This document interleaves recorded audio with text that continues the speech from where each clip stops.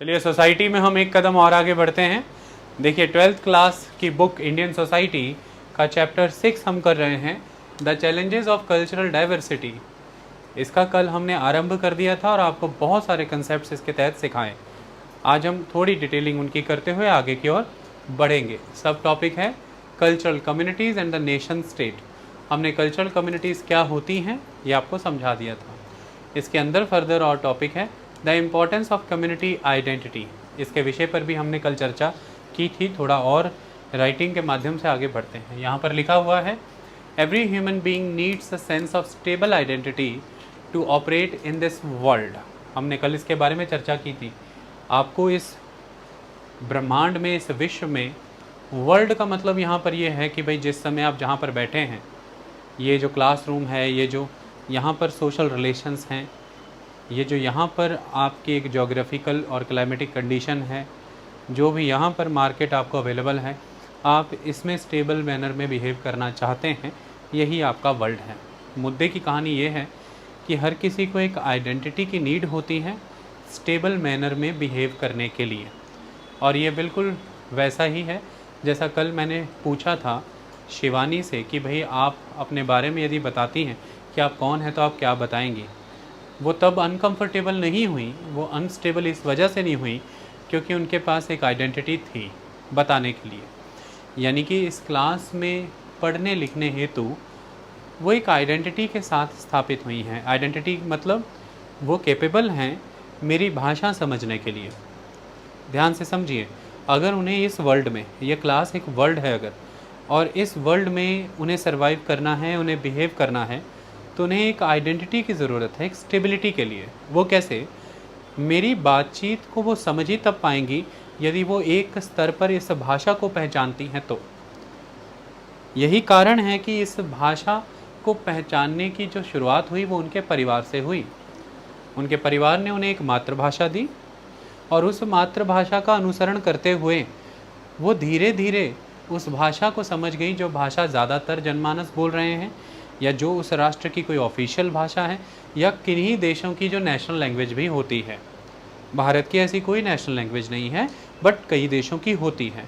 तो अगर शिवानी को यह यात्रा तय करनी है हर एक स्टेज पर, नेक्स्ट लेवल के वर्ल्ड में, हर एक स्टेज पे नेक्स्ट लेवल की सोसाइटी या प्लेटफॉर्म पे स्टेबल मैनर में कंडक्ट करने के लिए, तो शिवानी के पास एक आइडेंटिटी की रिक्वायरमेंट है। और वो आइडेंटिटी की रिक्वायरमेंट यही थी कि शिवानी एक कल्चर्ड सोसाइटी से आती थी जिससे उनको एक आइडेंटिटी मिली कि she is human. The very existence of human is due to the culture. और वो जो कल्चरल आइडेंटिटी शिवानी को मिली वो इमीडिएटली उनकी फैमिली से मिली थी, जिसके तहत सबसे पहली जो चीज़ मिली for the communication, the better communication, the language, तो वो उनके परिवार से मिली। उसी के फलस्वरूप आज इस उम्र में शिवानी मेरे सामने बैठ कर के भी मेरी बातों को समझ पा रही हैं। तो अगर इस लाइन को देखा जाए कि every human being needs a sense of stable identity to operate in this world, तो इस वर्ल्ड में, इस क्लास में ऑपरेट करने के लिए ये है। अब मैं आपको एक बात बताता हूँ, ध्यान से समझिए। अब आप शिवानी की को रिप्लेस कीजिए पंजाब के किन्हीं कोर विलेज एरिया से किसी को लेकर के आएँ जो शायद अभी हिंदी भाषा में उतने निपुण नहीं, या मान लीजिए कि पंजाबी भाषा में भी वो केवल बोलचाल में ही पंजाबी जानते हैं, अभी लिखने पढ़ने के स्तर पर उतने नहीं। उन्हें आप बैठाइए इस क्लास में, वो पर्सन कंफर्टेबल नहीं रह पाएगा। आई बात समझ में? क्यों? क्योंकि जो शुरुआती तौर पर उनको एक पहचान, एक लैंग्वेज अपने परिवार से मिली, फर्दर उसको वो डेवलप नहीं कर पाए, और उसकी नॉन डेवलपमेंट की वजह से ही वो आज इस वर्ल्ड में, यानी कि इस क्लास में बेटर मैनर में ऑपरेट नहीं कर पा रहे, स्टेबल मैनर में ऑपरेट नहीं कर पा रहे। तो मैंने बताया था स्टेज बाय स्टेज मैनर में। हो सकता है अब जब आप उसी पर्सन के साथ के और लोगों को इस क्लास में लाके उनके बगल में बैठा दें, उनके चेहरे पे एक स्माइल आ जाएगी, वो बहुत खुश हो जाएंगे, क्योंकि अब उनका एक जो वर्ल्ड क्रिएट हुआ है उसमें वो बहुत ही स्टेबल मैनर में ऑपरेट कर पा रहे हैं, क्योंकि उन सब की जो आइडेंटिटी है एक स्केल पर एक दूसरे के साथ मैच कर रही है। लेकिन अब यहाँ पर मैं एक बात और बता देता हूँ कि सपोज़ कीजिए कि आप किसी ऐसे ही व्यक्ति को लेकर के आ गए, उनके बीच बैठा दीजिए, जो कि शायद ऐसी नॉवल और कहानियों का पात्र है जो शुरुआत से ही जानवरों में पला है। ऐसे भी पात्र हमारे नॉवेल्स में पाए जाते हैं जिनकी पालना किन्हीं भेड़ियों ने की है या किन्हीं लोमड़ियों ने की है। ऐसे भी कैरेक्टर्स हैं, उनको जब आप इसमें ला करके बैठाएंगे वो पर्सन तो इसमें भी स्टेबल मैनर में ऑपरेट नहीं कर पाएगा। जैसे एक कैरेक्टर मोगली हुआ करता था, किसी ज़माने के नोवेल से ली हुई वो कहानी है, क्योंकि उसके पास जो आइडेंटिटी है वो बहुत डिफरेंट एटमॉस्फेयर से आती है, डिफरेंट फैमिली ग्रुप से आती है, वो डिफरेंट टाइप की लैंग्वेज और सिस्टम को अंडरस्टैंड करता है, तो वो फिर इस वर्ल्ड में स्टेबल मैनर में ऑपरेट नहीं कर पाएगा। आई बात समझ में? तो कई तरह की ऐसी identities, many type of identities, अगर आपको विदेश में जा कर के किसी भी तरह का कोई कार्य करना है, आपकी एक आइडेंटिटी बहुत इंपॉर्टेंट होती है, your community identity, that is the nation. Nation is a kind of community, हमने कल समझा है। तो दैट आइडेंटिटी इज़ इम्पॉर्टेंट। जब आप वहाँ पर भी आइडेंटिटी लेस हो जाते हैं तो आपने देखा होगा कि आपके साथ वो ह्यूमन बिहेवियर नहीं रह पाता सरकारी एजेंसियों का और सरकारों का, जो कि आपके ही बराबर खड़े उस व्यक्ति का के साथ है जिसके पास एक कंप्लीट आइडेंटिटी है। आई बात समझ में? So identity is very important to operate in a stable manner in this world. That community identity in any form, चाहे लैंग्वेज है, चाहे नेशन है, चाहे रिलीजन है, चाहे रीजन है, आपको मिलती है। और ये सारे के सारे जो सोर्सेज मैंने अभी आपको बताया जहाँ से ये आइडेंटिटी मिलती है, ये के सारे एलिमेंट हैं कल्चर के। तो इसलिए ये आइडेंटिटी कल्चरल आइडेंटिटी हो जाती है, क्योंकि इसी कल्चरल आइडेंटिटी के बूते, इसी के कारण, इसी के सहारे हम अब तक अपने जीवन में विचरण करते आए हैं, विकसित होते आए हैं। इस ब्रह्मांड के अलग अलग पदार्थों के, मटीरियल्स, नॉन मटीरियल चीज़ें, जितनी भी गुड्स हैं, जितनी भी सर्विसेज हैं, जो भी अब तक के आइडियाज़ हैं, थॉट्स हैं, कंसेप्ट्स हैं, फिनोमेनाज हैं, फ़िलासफ़ीज़ हैं, उन सबको हम कॉम्प्रीहेंड करते आए हैं, समझते आए हैं। वो किन की कारण से? क्योंकि हमारी कुछ आइडेंटिटीज़ रही हैं और वो आइडेंटिटीज़ हमें कल्चरल आइडेंटिटी पर्सपेक्ट से मिली हैं, और उसको देने के लिए ज़िम्मेदार थी अलग अलग तरह की सोशल इंस्टीट्यूशंस। इसलिए जिनसे हमें पहचान मिली है, हम उनके प्रति इतना बड़ा जुड़ाव रखते हैं कि किसी भी तरह का उनके विरोध में यदि कोई स्वर आए तो एकदम से पैशन हमारा अराउज़ होता है और फिर हम किसी के भी विरोध में जाने के लिए तैयार हो जाते हैं। तो that's why this is very important. तो लिखा है कि every human being needs a sense of stable identity to operate in this world. और वो सारी आइडेंटिटी मिलने का प्रक्रिया है द सोशलाइजेशन। इस विश्व में किस चीज़ का क्या महत्व है, पानी को पानी क्यों कहते हैं, चाय को चाय क्यों कहते हैं, ये सब कुछ हमें बचपन से हमारी फैमिली, हमारी कम्युनिटी, इन सब ने सोशलाइजेशन के प्रोसेस के थ्रू हमें सिखाया होता। और वही सोशलाइजेशन प्रोसेस के थ्रू हम चीज़ों में मीनिंग डेवलप करते हैं, और वही डेवलप किए हुए मीनिंग होते हैं जो हमारी अब तक की एक्यूमुलेटेड नॉलेज बनती है। और वही एक्यूमुलेटेड नॉलेज है जो हमें सोसाइटी में और बड़े स्केल के साइंटिफिक, टेक्निकल, फ़िलासफ़िकल मीनिंग समझने के लिए इनेबल करती हैं, और जिनको समझ करके, पढ़ करके, जिन किताबों के माध्यम से, समाज में जिन शोध माध्यमों से और समाज में जिन डिबेट डिस्कशंस के माध्यम से हम और निपुण होते चले जाते हैं, ऐसे में इन रिसोर्सेज में, जो नेचुरल रिसोर्सेज हैं, जो वेल्थ है सोसाइटी में, जो रिस्पेक्ट है सोसाइटी में, जो प्रॉस्पेरिटी या कंटेंटमेंट है, उसमें हम अपने मेजर से मेजर शेयर कार्व आउट करते चले जाते हैं। तो हमारी समृद्धि का कारण, हमारी कंटेंटमेंट का कारण हम फिर मानते हैं अपनी उन कम्युनिटीज़ को जिनसे हम बिलोंग करते हैं, क्योंकि हमें इस योग्य बनाने में उनकी भूमिका बहुत ही प्रबल रही है, संपूर्ण भूमिका रही है। और ये सोशलाइजेशन के प्रोसेस निरंतर चलते हैं। इसमें नेगोशिएशंस होती हैं, इसमें डिस्कशंस होती हैं, और इसमें स्ट्रगल्स भी होती हैं। मैंने बताया, आप उन्हीं के खिलाफ़ स्ट्रगल भी करते हैं जो आपको सोशलाइज़ करवा रहे होते हैं, क्योंकि आपकी एक अपनी पोजीशन भी होती है और उनकी एक अपनी माइंडसेट होता है। So the socialization process involves a continuous dialogue, negotiations and even struggle against significant others. ये चीज़ हमने कल भी समझी थी बहुत डिटेल में। कम्युनिटी आइडेंटिटी की अगर बात करें, इसके दो एलिमेंट बहुत इंपॉर्टेंट हैं, एस्क्रिप्टिव एंड यूनिवर्सल। हम पहले एस्क्रिप्टिव की तरफ चलते हैं। देखिए, what do you mean by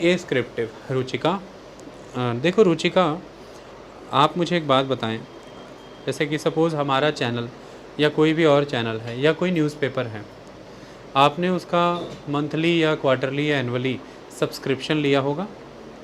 आप जब चाहेंगी उसे छोड़कर किसी और का सब्सक्रिप्शन ले सकती हैं। सही है कि गलत? क्या आप अपने जन्म से पहले ऐसा कोई सब्सक्रिप्शन ले सकती हैं कि आप किस घर में जन्मे? Is there any subscription? मतलब आप सब्सक्राइब्ड नहीं हैं अपनी फैमिली को।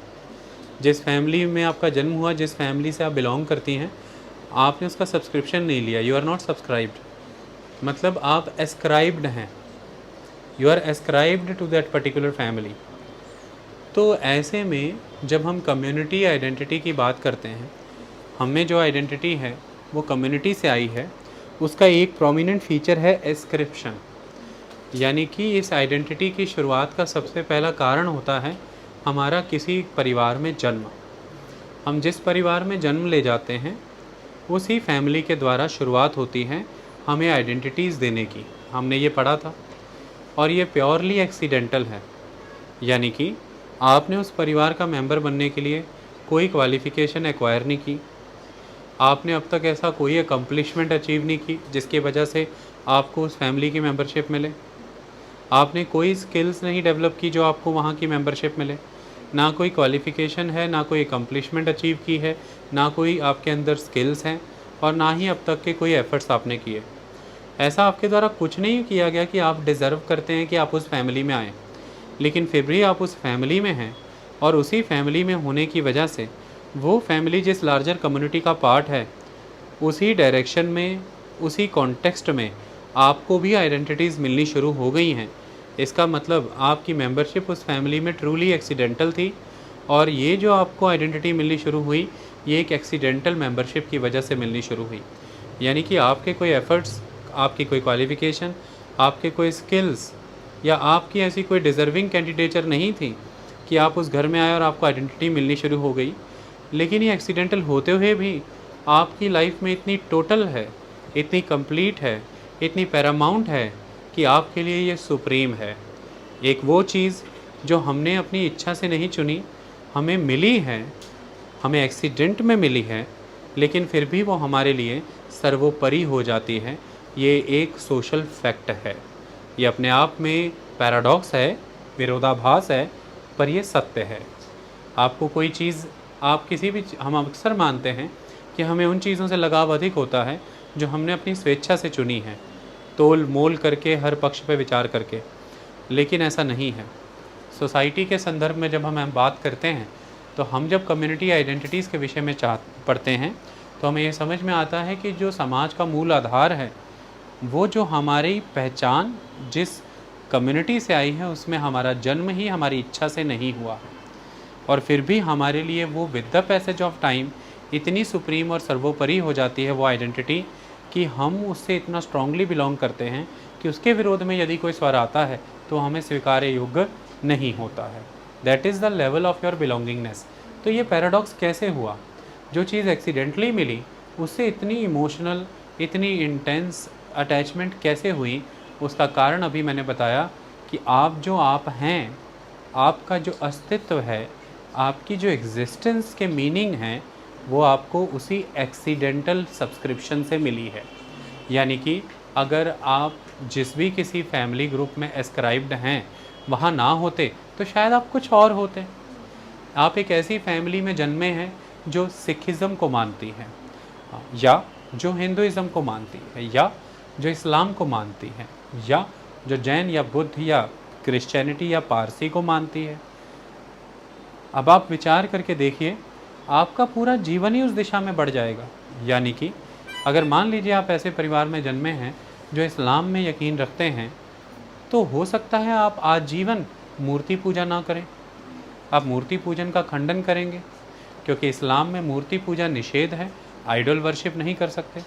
हो सकता है आप आजीवन ऐसे कोई बैंक अकाउंट्स या ऐसी कोई बैंक एफडीज़ ना करें जिनसे ब्याज आता हो, इंटरेस्ट, क्योंकि इस्लाम में इंटरेस्ट, ब्याज जो है वो हराम है।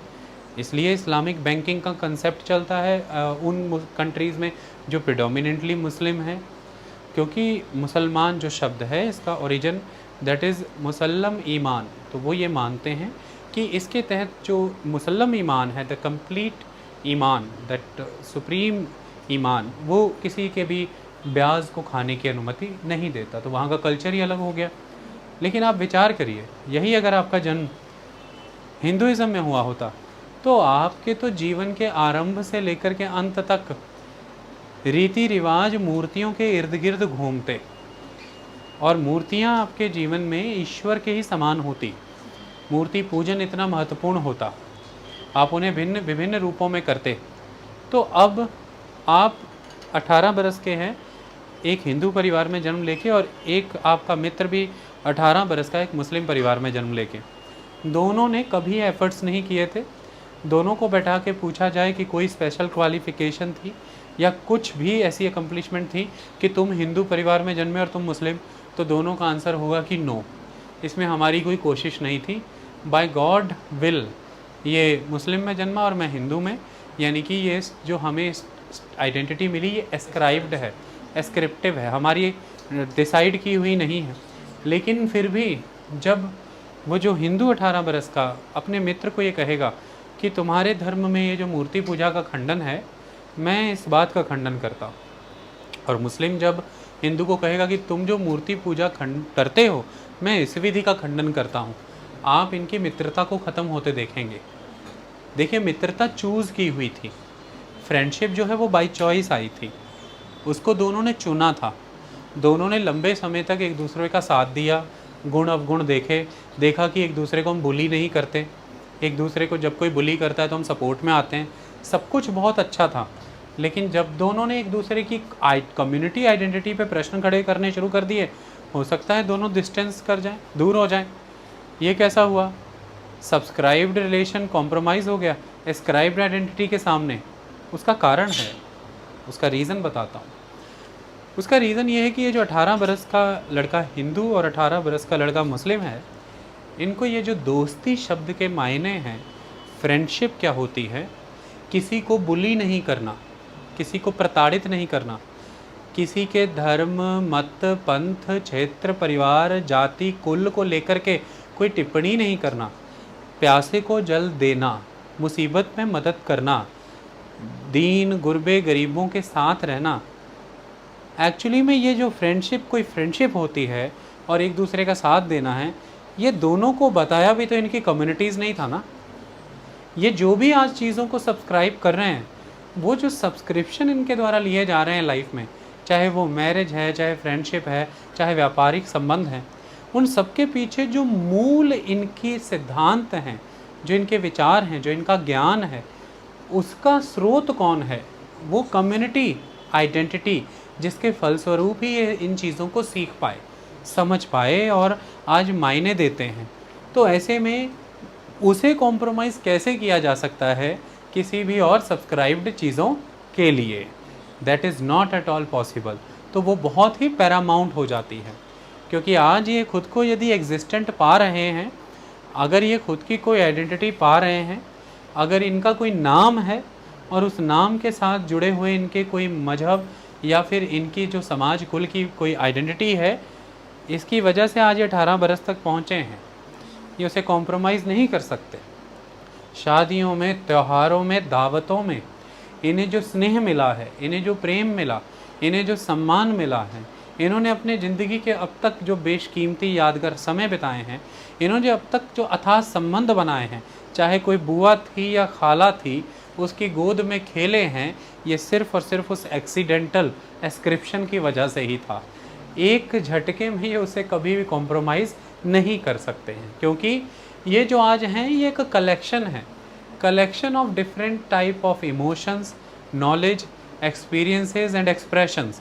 उन डिफरेंट टाइप ऑफ इमोशंस में ब्रदर्स, सिस्टर्स, अदर रिलेटिव्स सारे हैं। एक समाज, दिन त्यौहार, कई तरह की यात्राएं हैं, कई किस्से, कहानियाँ, कथाएं हैं। उन सबको सुनते, पढ़ते, लिखते, बोलते, सुनाते हुए ही तो आप यहाँ तक पहुँचते हैं, उन्हें यकायक छोड़ा नहीं जा सकता। तो आप जो होते हैं एक संपूर्ण आपके रूप में इन्हीं आइडेंटिटी की वजह से स्थापित होते हैं। That's why such identities are very very very important.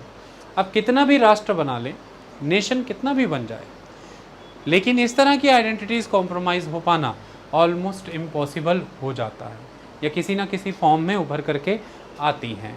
यही कोशिश की गई है कि जब राष्ट्र के रूप में अलग अलग कम्युनिटी, कल्चरल आइडेंटिटी वाली कम्युनिटीज़ जब एक राष्ट्र के रूप में जुड़ेंगी तो राष्ट्र का रिप्रेजेंटेशन पॉलिटिकली तो स्टेट करेगा, लेकिन उन सभी कल्चरल आइडेंटिटी वाली कम्युनिटीज़ को जिन्होंने मिलकर एक सिंगल कम्युनिटी बनाई है नेशन, इन सभी कम्युनिटीज़ के कल्चरल एलिमेंट्स को प्राइवेट डोमेन में इनके लिए छोड़ दिया जाए और इन्हें कहा जाए कि आप अपने प्राइवेट डोमेन में उन्हें चेरिश करते रहिए, एंजॉय करते रहिए, यानी कि इन्हें एक रूपता देने के प्रयास ना किए जाए, इन्हें ख़त्म करने के प्रयास ना किए जाएं।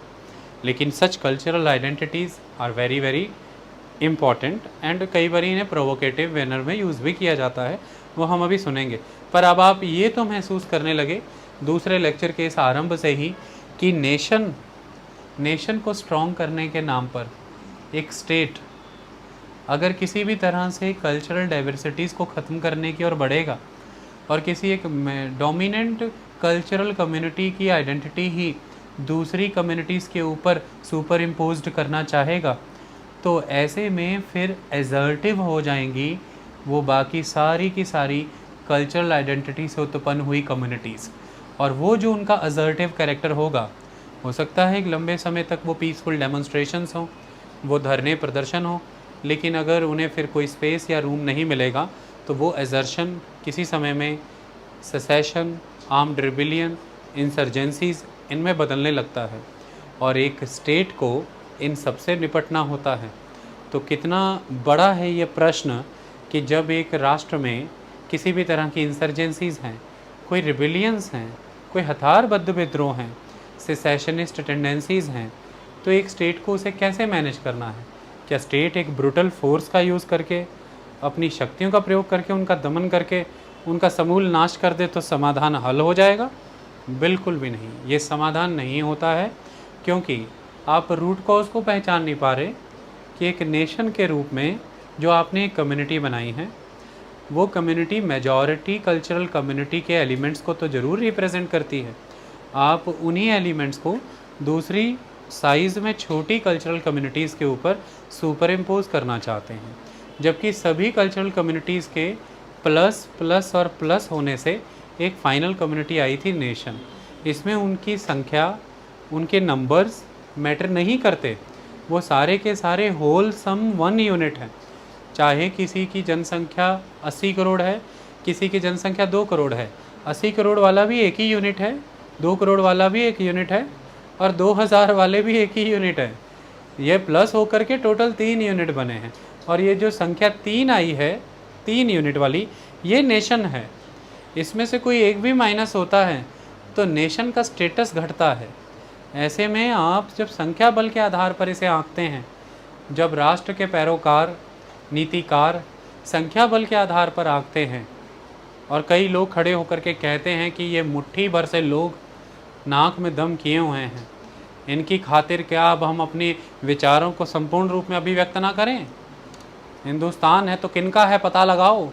तो क्या खुल करके अपने ही मुल्क में हम ये नहीं फहरा सकते, वो नहीं लहरा सकते? अपना ही मुल्क का शब्द ये है कि अपना मुल्क है। अपना ही मतलब अपना। कुल 100 यूनिट से अगर वो मुल्क बना है तो ये बात बिल्कुल सही है कि 80 काउंटिंग्स जिसके पीछे है, फाइनल वो एक ही यूनिट है। फाइनल वो एक ही यूनिट है, क्योंकि अलग अलग कल्चरल कम्युनिटीज़ ने एक कमिटमेंट किया था। जब वो कमिटमेंट हुआ तो ये डिसाइड हुआ कि एक फाइनल कम्युनिटी बनाएंगे, दैट इज़ नेशन।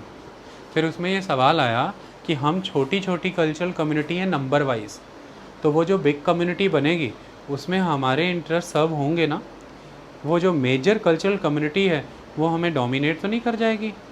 तो फिर कॉन्स्टिट्यूशन मेकर्स ने, यानी कि राष्ट्र के निर्माणकर्ता, बिग कम्युनिटी बनाने वाले निर्माणकर्ता आगे आए। उन्होंने बोला बिल्कुल घबराओ मत, उसमें हम ये करेंगे कि जितनी भी कल्चरल कम्युनिटीज़ हैं सर्वोपरि मान करके उन सबके राइट्स को प्रोटेक्ट कर देंगे।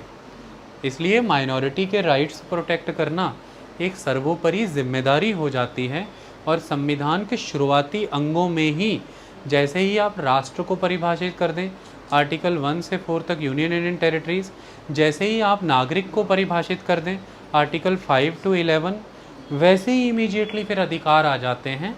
12 और 13 आर्टिकल हैं जो 12 स्टेट के बारे में बताता है। तो पहले बताया ना एक स्टेट क्या है, नेशन ने एक स्टेट बनाया ना, तो स्टेट क्या है, जैसे ही स्टेट बता दिया, फिर आर्टिकल 13 में बता दिया कि कोई भी ऐसा जो कानून है जो संविधान के खिलाफ जाएगा उसको निरस्त कर देंगे। अल्ट्रा वायरस होगा अगर कहीं स्टेट भी चालाकी ना कर ले। तो फिर आर्टिकल 14 से शुरुआत हो गई समानता का अधिकार, आर्टिकल 15 डिस्क्रिमिनेशन के खिलाफ, आर्टिकल 16 सभी को समान अवसर नौकरियों में, आर्टिकल 17 टाइटल्स ख़त्म कर देना, अनटचेबिलिटी ख़त्म कर देना, आर्टिकल 18 टाइटल ख़त्म कर देना, आर्टिकल 19 फ्रीडम ऑफ एक्सप्रेशन। फिर इस तरह से ये अधिकार बढ़ते गए। तो आपके फंडामेंटल राइट तीसरे ही डब्बे में आ गए, पार्ट 3 के अंदर। आई बात समझ में? ये सुनिश्चित करना जरूरी, वरना एक लार्जर कम्युनिटी, एक नेशन कभी एग्जिस्टेंस में आएगा ही नहीं। ऐसे में बड़ी सारी कल्चरल कम्युनिटीज़ एग्जिस्ट कर रही थी। एक बड़ी कल्चरल कम्युनिटी ने ये कहा कि भाई हम ये जो तुम लोग एक फाइनल कल्चरल कम्युनिटी को मिला के तुम जो एक फाइनल कम्युनिटी बनाने जा रहे हो ना, नेशन, यार इस नेशन में हम नहीं आ सकते। हमारी कल्चरल कम्युनिटी इस नेशन का पार्ट नहीं बन सकती। हम ऐसा मानते हैं कि there is existence of 2 nations. 2 nation exist कर रहे हैं। हमारा अपना नेशन होगा तो हमारी कल्चरल कम्युनिटी अपने आप को जिस एक फाइनल कम्युनिटी में कन्वर्ट करेगी वो हमारा नेशन होगा। तो 2 नेशन थ्योरी आई और उस 2 नेशन थ्योरी के तहत एक नेशन माना गया कि non Muslim, that is the Hindu nation, और दूसरा द मुस्लिम नेशन। कभी किसी फ्रीडम फाइटर ने, कभी किसी कॉन्स्टिट्यूशन मेकर ने ये हिंदू नेशन वर्ड का चलने नहीं दिया और ये हुआ भी नहीं। भारत ने इस शब्द को माना नहीं है, लेकिन हाँ वहाँ पर ये शब्द मुस्लिम नेशन चला है। तो ऐसे में फिर एक कम्युनिटी ने खुद को इन सारी कम्युनिटीज़ के साथ जोड़ करके एक फाइनल कम्युनिटी नेशन बनने से मना किया। उन्होंने कहा कि हमें डर है, हमारे इंटरेस्ट सर्व नहीं होने वाले। तो फिर ठीक है, वो अलग हुए और उन्होंने अपना एक नेशन बनाया। तो आपके सामने पाकिस्तान है, they are having their own nation and they are having their own state, the state of Pakistan और the Pakistan as a nation. It is existing very much. लेकिन इसके बिल्कुल उलट भारत ने क्या मार्ग अपनाया? गांधी जी का क्या विज़न था? वो कहते इट्स फाइन, अगर एक बड़े तबके को, गांधी जी नहीं मतलब सभी मिलकर के, कि एक बड़े तबके को, मुस्लिम्स को ऐसा लगता है कि वो इन सारी कल्चरल कम्युनिटीज़ के साथ प्लस प्लस प्लस होकर के एक बड़ी कम्युनिटी नेशन में नहीं आना चाहते, ठीक है, लेकिन ये एक बड़े समूह की इच्छा हो सकती है।